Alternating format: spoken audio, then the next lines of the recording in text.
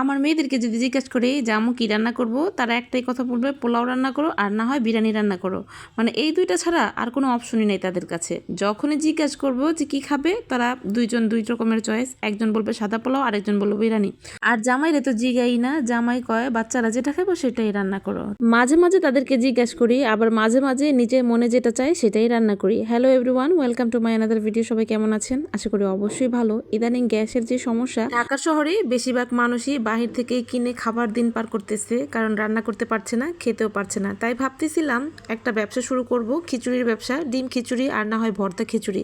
বলেন তো ব্যবসাটা কেমন হবে? প্রথমে প্ল্যান ছিল পিঠার ব্যবসা করব। শীতকাল তো পড়ে গেছে, সন্ধ্যা হলে যে হারে আনাচে কানাচে পিঠার দোকান, তো পিঠার ব্যবসা করব। কিন্তু ইদানিং দেখতেছি পিঠার দোকানটা একটু বেশি হয়ে গেছে, তাই পিঠার ব্যবসাটা মনে হয় দিলে লস খাবো। তাই আর পিঠার ব্যবসা না দিয়ে এখন খিচুড়ির ব্যবসা দিব। কি বলেন? সবাই কমেন্টসে জানাবেন। আজকে শুক্রবারের দিন রান্না করতে একটু লেট হয়ে গেছে, প্রায় দুপুরের আজানও দিয়ে দিছে, কারণ শুক্রবারের দিন এমনি তাড়াতাড়ি আজান দিয়ে দেয়।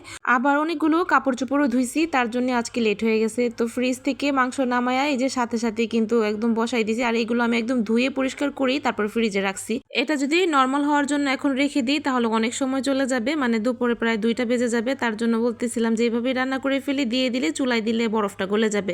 মাংসটা ভালো মতো কষাই নিছি, তারপর আজকে এই যে ধুয়ে রাখা চালটা দিয়ে দিলাম। আমি কিন্তু পোলাও চাল দিয়ে আজকে খিচুড়ি রান্না করতেছি, আর মসুরি ডাল দিছি। আজকে মুগ ডাল দেই নাই, মানে পোলাও চালটা যতটুক দিছি মসুরি ডালটা ওই পরিমাণই দিছি।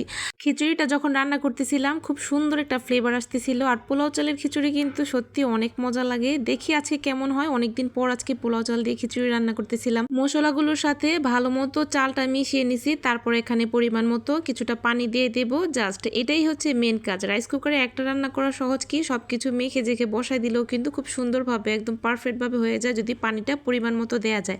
তো এই যে আজকে পানিটাও খুব পরিমাণ মতোই দিছি। লাস্টে আরেকটু পানি দরকার পড়ছিল যখন দেখতেছিলাম ডালটা একটু সিদ্ধ হচ্ছিল না।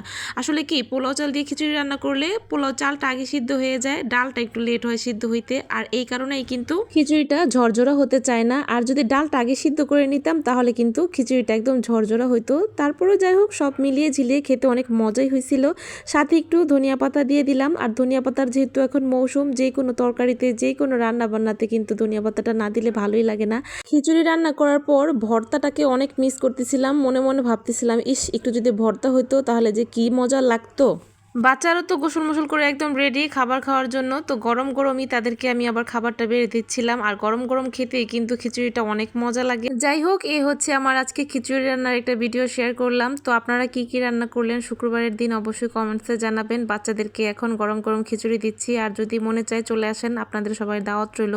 এখন এই রান্না করে কি আমি দোকান দিতে পারবো বলেন তো? আমার হাজবেন্ড তো খেয়ে বলতেছে অনেক মজা হয়েছিল, বাচ্চারাও বলতেছিল হ্যাঁ আম্মু অনেক মজা হয়েছে, দোকান থেকেও নাকি অনেক মজা হয়েছে। আমার বাচ্চারা একটু বেশি প্রশংসা করে। তো আজকে এই পর্যন্ত, সব ভালো থাকেন, এখন খাচ্ছি, আল্লাহ হাফিজ।